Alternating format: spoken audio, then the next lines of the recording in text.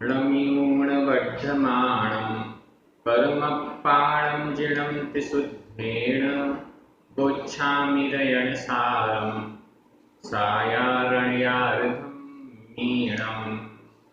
बोलिए श्री 1008 शांतिनाथ भगवान की जय। आचार्य गुरुवर विद्यासागर जी महाराज की जय। हम सभी बड़े सौभाग्यशाली हैं जो हमें आचार्य कुंद कुंद स्वामी का महान ग्रंथ रयणसार ग्रंथ के अध्ययन का अवसर मिला। आज इस ग्रंथ का समापन हो रहा है। अंतिम दो गाथाएं क्रमशः 166 और 167 इन दोनों का अध्ययन आज पूर्ण हो जाएगा। अंतिम गाथाएं हैं और इतना अच्छा ग्रंथ हमें अध्ययन के लिए मिला, इस दृष्टि से बड़े आनंद का विषय। चलिए प्रारंभ करते हैं। गाथा क्रमांक 166। उच्चारण।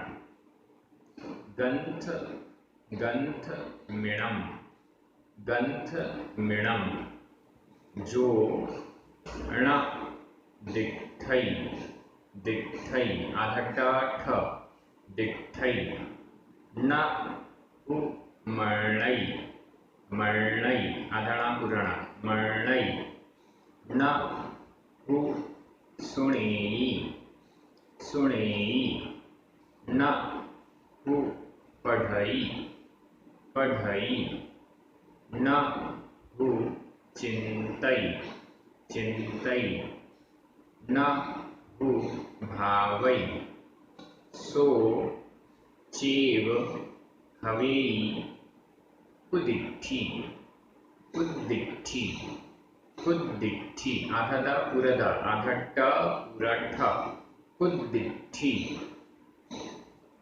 गंथमिणं जुणदिट्ठै गंथमिणं जुणदिट्ठै नहु मर्णै नहु सुणे नहु पढ़ै नहु मर्णै नहु सुणे नहु पढ़ै नहु चिंतै नहु भावै नहु चिंतै नहु भावै सोचेव हवेई उद्दिट्ठी सोचेव हवेई उद्दिट्ठी। गाथा बहुत अच्छी है, एकदम सरल है। इस ग्रंथ को जो नहीं पढ़ता है, गाथा नंबर 166 में ये बताया है, इस ग्रंथ को जो नहीं पढ़ता है वो क्या कर रहा है, और अगली अंतिम गाथा में बताया है इस ग्रंथ को जो पढ़ता है वो क्या प्राप्त करेगा। इस दृष्टि से गंथमिणम गंथमिणम इसका संधि विच्छेद कर लें। गंथम था में बिंदी, इणम ई, बिंदी का मतलब आधा माँ, इणम का ई, आधा माँ और ई मिलकर माँ में छोटी ई की मात्रा हो गई। गंथम इणम इणम गंथम इणम इणम यानी यह है, गंथम ग्रंथ, यह ग्रंथ, इणम गंथम यह ग्रंथ जो न दिट्ठै जो व्यक्ति इणम ग्रंथम इस ग्रंथ को न नहीं दिट्ठै देखता है। एकदम सरल अर्थ है। जो इणम ग्रंथम न दिट्ठै जो इस ग्रंथ को न नहीं दिट्ठै देखता है, जो इस ग्रंथ को नहीं देखता है। न हु मर्णै हु यानी निश्चित रूप से, न नहीं, मर्णै मानता है, जो इस ग्रंथ को न नहीं मानता है, मानता नहीं है, स्वीकार नहीं करता है। मर्णै मानता है, न मर्णै नहीं मानता है। और आगे न हु सुणेई, न यानी नहीं, हु निश्चित रूप से, सुणेई सुनता है, ना ही सुनता है। अपन कहते हैं ना लौकिक क्षेत्र में भी, जो बालक अपने माता पिता की बात नहीं सुनता है, जो बालक अपने माता पिता की ओर ध्यान नहीं देता है, उनकी बातें नहीं सुनता, उनकी बातें नहीं मानता है, वो ऐसा ऐसा ऐसा, और फिर लास्ट में उसका क्या होगा, दुर्गति में जाएगा। वैसे ही यहाँ पर रयण सार ग्रंथ को जो न दिठई, जो नहीं देखता है, नहुमर्णई नहीं मानता है, मानता नहीं है, स्वीकार नहीं करता है, नहु सुनई ना ही सुनता है, और क्या, नहु पढ़ई ना ही पढ़ता है, स्वाध्याय नहीं करता है, नहु चिंतई ना ही चिंतन करता है, नहु भावई ना ही भावना भाता है, ना ही भाता है, ना ही मनन करता है। सो चेव, देखिए सारे शब्द एकदम सरल है इसलिए स्पीड से। सो चेव, सो यानी वह, जो सो, जो यानी जो, सो यानी वह चेव ही, वह निश्चित रूप से ही हवेई होता है, कुदिठी, कुदृष्टि, कुदृष्टि होता है, खोटी दृष्टि वाला, मिथ्या दृष्टि, कुदृष्टि का अर्थ है मिथ्या दृष्टि, खोटी दृष्टि, खोटी दृष्टि वाला होता है। एकदम सिंपल। आचार्य कुंकुन स्वामी ने डांट लगा दी लास्ट में, इतना अच्छा वर्णन किया है, फिर भी अगर इस ग्रंथ को नहीं पढ़ोगे, नहीं सुनोगे, नहीं मानोगे, चिंतन नहीं करोगे, भावना नहीं करोगे, तो कुदिठी, कुदृष्टि, मिथ्या दृष्टि। सम्यक दृष्टि जीव तो सभी जैन आचार्यों के मूल ग्रंथों को, प्रामाणिक ग्रंथों को अपना पाठ्यक्रम मानता है। फिर से सुनिएगा, सम्यक दृष्टि श्रावक या श्रवण, सम्यक दृष्टि जीव जैन आचार्यों के द्वारा लिखे, प्रामाणिक आचार्यों के द्वारा लिखे मूल ग्रंथों को अपना पाठ्यक्रम मानता है। ये तो मेरा सिलेबस है और मुझे इस सिलेबस को पढ़ना ही है, इस पाठ्यक्रम को पढ़ना ही है, कंप्लीट करना ही है। जिन जिन जैन आचार्यों ने हम पर करुणा करके ग्रंथों की रचना की है, उन सभी ग्रंथों का अध्ययन मैं करूंगा। ऐसा उद्देश्य एक सम्यक दृष्टि का होना चाहिए। हम सभी का उद्देश्य होना चाहिए, हम सभी का लक्ष्य होना चाहिए कि जितने भी ग्रंथ, चाहे वो सैकड़ों हो, हजारों हो, लाखों, जितने भी ग्रंथ जैनाचार्यों के द्वारा लिखे गए हैं, उन सब का अध्ययन मुझे करना है। आप मन ही मन में सोच रहे होंगे, इतने ग्रंथों का अध्ययन तो हम जीवन में भी नहीं कर पाएंगे। 60, 70, 80, 100 जितने भी वर्ष की हमारा जीवन है, उन सब वर्षों में भी हम प्रतिदिन अगर स्वाध्याय करेंगे तो भी शायद इतने सारे ग्रंथ हैं जिनका अध्ययन हम नहीं कर पाएंगे। लेकिन हमारा लक्ष्य तो होना ही चाहिए, हमारा लक्ष्य तो होना ही चाहिए कि अगर कोई ग्रंथ आचार्यों ने लिखा है तो वह मेरे लिए ही लिखा है और मैं उसको पढ़ूंगा। अगर ऐसा हम लक्ष्य बनाएंगे तो निश्चित इस भाव में ये हमारा लक्ष्य कंप्लीट ना हो पाए तो अगले भाव में श्रुत केवली बनकर हम उस लक्ष्य को पूर्ण कर लेंगे। अगले भाव में सर्वज्ञ बनकर हम उस लक्ष्य को पूरा कर लेंगे। हमें अपना लक्ष्य निश्चित रूप से ऐसा बनाना चाहिए। ये गाथा एकदम सरल है और इस गाथा के बहाने हम ये चिंतन करना चाह रहे हैं कि ये ग्रंथों का स्वाध्याय, ग्रंथों का लेखन इतनी मेहनत से हुआ है, इतने परिश्रम से हुआ है, उसका स्वाध्याय तो हम करेंगे ही करेंगे।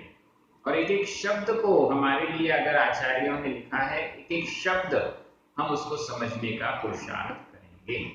गाथा का अर्थ फिर से करूं, ऐसी कोई आवश्यकता नजर नहीं आ रही है, बहुत सरल गाथा है। संधि विच्छेद वगैरह भी इसमें केवल एक ही आया है। विभक्तियों की दृष्टि से देखें, जो सो ये दोनों ही, और कुदिठी, ये तीनों ही प्रथमा विभक्ति के एक वचन हैं। दिठै इणम गंथम, यह इणम और गंथम ये दोनों ही द्वितीय विभक्ति के एक वचन हैं। नपुंसक लिंग में है, द्वितीय विभक्ति के एक वचन है, इणम गंथम। इसके अलावा न, हु और चेव ये सब तो अव्यय हैं। दिठई, मरणई, सुणई, पढ़ई, चिंतई, भावई, हवई ये सारे के सारे वर्तमान काल अन्य पुरुष एक वचन के क्रिया हैं।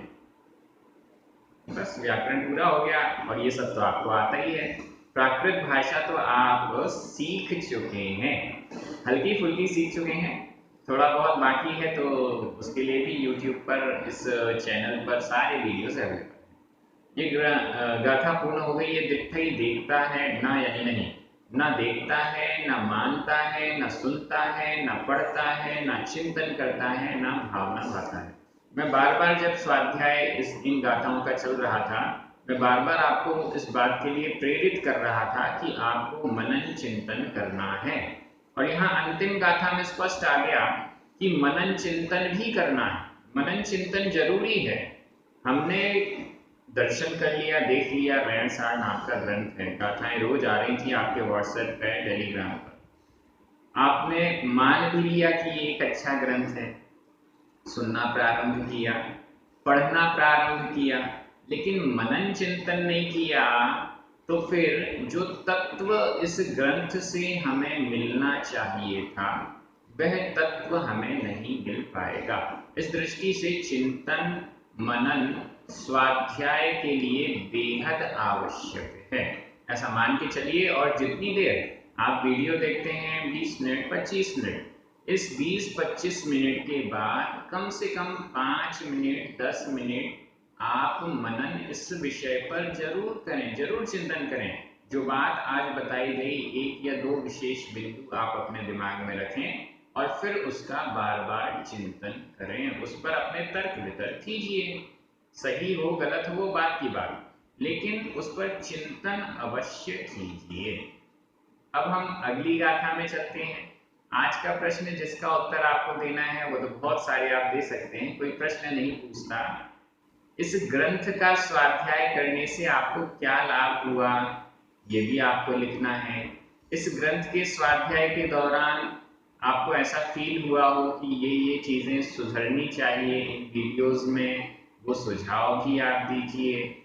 आपको मेरे पढ़ाने के स्टाइल में कुछ चेंजेस करवाने हो तो वो भी आप मुझे सजेस्ट कीजिए। जो आप लिखना चाहते हैं, रैणसार का अंतिम वीडियो है, कमेंट में जरूर लिखें। अब हम अगली गाथा में चलते हैं। अंतिम गाथा है ये, गाथा क्रमांक 167, उच्चारण। इति, इति सज्जन उज्जम, सज्जन उज्जम, रयणसार गंथम, रयणसार गंथम, निरालसो, निरालसो, णिच्चम, णिच्चम आधा पूरा चा, णिच्चम, जो पढ़ई, सुनई, भावई, सो पावई, सासयम, सासयम, ठाणम, ठाणम। इति सज्जन उज्जम, इति सज्जन उज्जम, रयणसार गंथम, निरालसो णिच्चम, रयणसार गंथम, निरालसो णिच्चम, जो पढ़ई सुनई भावई, जो पढ़ई सुनई भावई, सो पावई सासयम ठाणम, सो पावई सासयम ठाणम। रयणसार ग्रंथ का स्वाध्याय करने वाला क्या प्राप्त करता है? रयणसार ग्रंथ जिसने कंप्लीट कर लिया उसे क्या पुरस्कार मिलेगा? आचार्य कुंद कुंद स्वामी स्वयं स्पष्ट कर रहे हैं। आचार्य कुनकुन स्वामी को पता है कि YouTube पर रयण सार का स्वाध्याय हो रहा है और आप सभी ने नियम लेकर यह ग्रंथ प्रारंभ किया था। मैंने भी अंगूर का त्याग किया था और आप सभी ने कुछ ना कुछ त्याग किया था और इस नियम और संकल्प के साथ रयण सार ग्रंथ का स्वाध्याय प्रारंभ किया। ये बात आचार्य कुनकुन स्वामी को निश्चित रूप से मालूम थी कि हम सभी ऐसा करेंगे, अच्छी विनय के साथ अध्ययन करेंगे, तो इसका पुरस्कार भी वो अंतिम गाथा में हमें दे रहे हैं। इति सज्जन पूज्यम रयण सार ग्रंथम, इति इस प्रकार से रयण सार ग्रंथम, रयण सार नामक ग्रंथम ग्रंथ को, एकदम सरल सरल शब्द हैं, आपको तो अर्थ समझ में आ रहा है। यदि इस प्रकार से रयण सार ग्रंथम, रयण सार नामक ग्रंथम ग्रंथ को, कैसा है वह रयण सार ग्रंथ? विशेषण देखिए, सज्जन पूज्यम, सज्जन पूज्यम, सज्जन सज्जन, पूज्यम पूज्य, सज्जनों के द्वारा पूज्य, सज्जनों के द्वारा पूज्य रयण सार ग्रंथम, रयण सार नामक ग्रंथ, नीचे लिखा है जो को ऊपर ले आइए क्योंकि कर्ता तो हमें लाना पड़ेगा ना। जो निरालसो, जो का विशेषण यहाँ पर है निरालसो। देखिए दो विशेषण मैंने बता दिए। रयण सार ग्रंथम इसका विशेषण है सज्जन पूज्यम और जो इसका विशेषण है निरालसो। कैसे पहचाना? विभक्ति से पहचाना। रयण सार ग्रंथम यहाँ पर द्वितीय विभक्ति का एक वचन है और इसके विशेषण में भी द्वितीय विभक्ति का एक वचन होना चाहिए। सज्जन पूज्यम इसमें भी है, इसलिए ये इसका विशेषण हो गया। जो प्रथमा विभक्ति का एक वचन है, अब इसका विशेषण भी प्रथमा विभक्ति के एक वचन में होना चाहिए। निरालसो यह भी प्रथमा विभक्ति का एक वचन है। जो निरालसो, जो निरालस, आलस से रहित व्यक्ति, जो आलस से रहित है ऐसा व्यक्ति, सज्जन पूज्यम रयण सार ग्रंथम, यदि इस प्रकार से सज्जन पूज्यम सज्जनों के द्वारा पूज्य रयण सार ग्रंथम, रयण सार नामक ग्रंथ को नित्यम, नित्यम हमेशा, नित्यम हमेशा, पढ़ई पढ़ता है, सुनई सुनता है, भावई भावना करता है। ये तीनों शब्द क्लियर हैं। पढ़ई पढ़ता है, सुनई सुनता है, भावई भावना करता है। तीनों वर्तमान काल अन्य पुरुष एक वचन के क्रिया रूप हैं। पढ़ता है, सुनता है, भावना करता है। पहले पढ़ना जरूरी है, फिर जो आवाज हमारे मुंह से निकल रही है वो हमें स्वयं को सुनाई दे रही है या नहीं, सुनता भी है, और जब सुनता है तो उसकी भावना करता है, मनन चिंतन करता है। ये तीनों आवश्यक अंग हैं स्वाध्याय के। जो सज्जन पूज्यम रयण सार ग्रंथम, इस प्रकार से सज्जनों के द्वारा पूज्य रयण सार ग्रंथ को निरालसो, निरालस व्यक्ति, आलस से रहित व्यक्ति, नित्यम नित्य पढ़ता है, सुनता है, भाता है, चिंतन करता है, सो वह पावई प्राप्त करता है। सो यानी वह, जो यानी जो, सो यानी वह, जो ऐसा करता है, जो पढ़ता है, सुनता है, चिंतन करता है, सो वह पावई प्राप्त करता है। क्या प्राप्त करता है? आप स्वयं देख लीजिए। सासयम ठाणम, सासयम शाश्वत, ठाणम स्थान को, शाश्वत स्थान को प्राप्त करता है। सासयम शाश्वत, ठाणम स्थान, शाश्वत स्थान को प्राप्त करता है। शाश्वत स्थान क्या है? शाश्वत हमेशा रहने वाला स्थान, हमेशा रहने वाला स्थान, मोक्ष स्थली को प्राप्त करता है, निर्वाण स्थल को प्राप्त करता है। सिद्ध जहां पर विराजमान है, ऐसे सिद्धालय को प्राप्त करता है।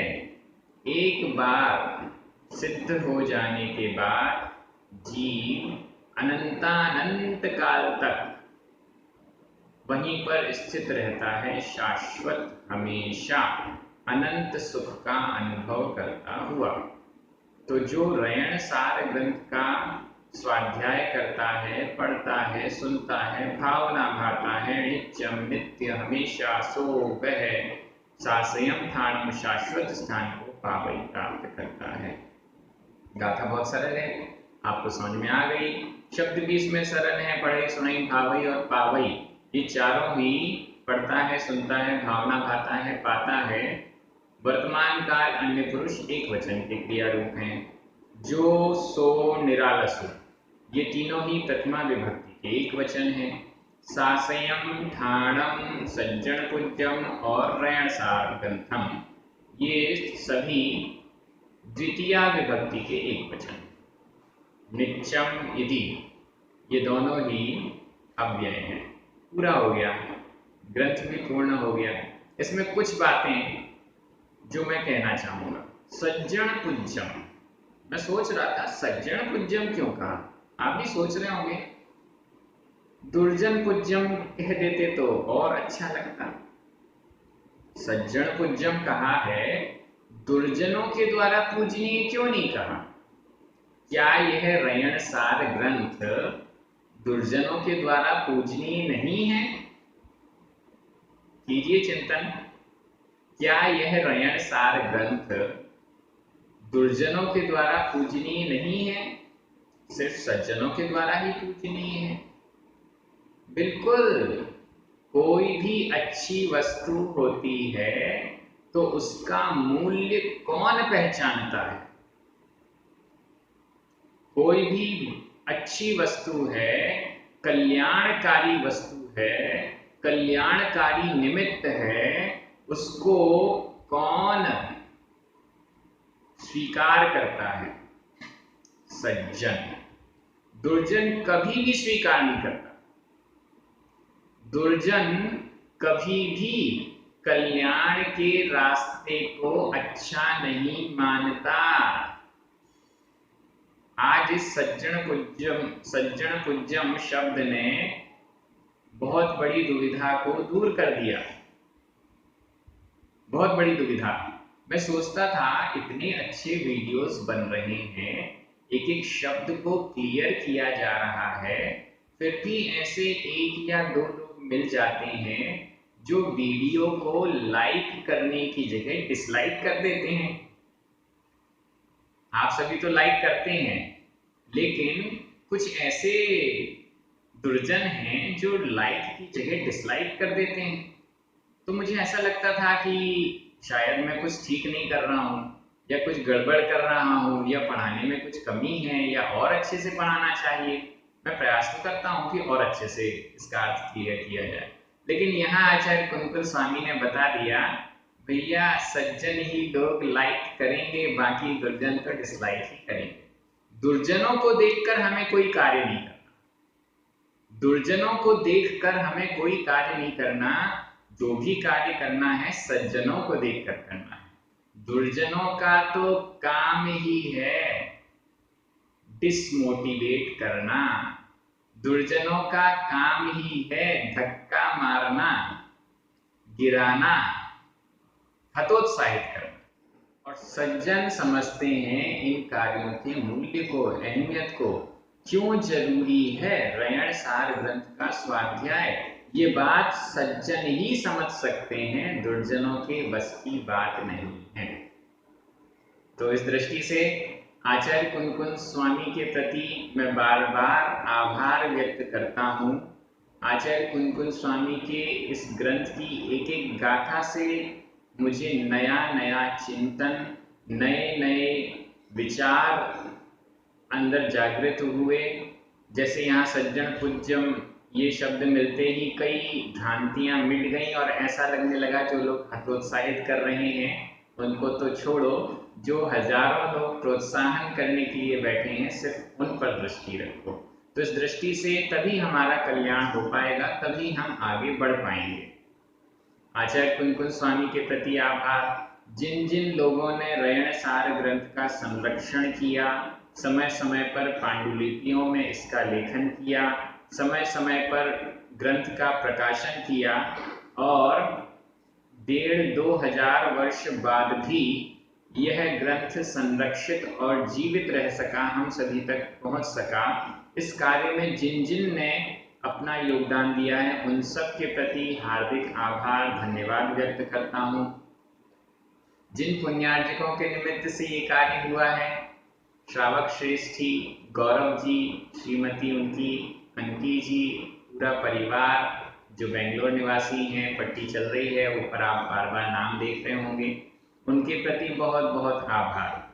जब यह ग्रंथ शुरू नहीं हुआ था उसके 2-3 महीने पहले से ही उनका यह भाव आ गया था कि हमें तो एक ग्रंथ पूर्ण रूप से शुरू से लेकर आखिरी तक इस ग्रंथ का पुण्यार्जन करना है, और वो भी आचार्य कुंद स्वामी का मूल ग्रंथ होना चाहिए।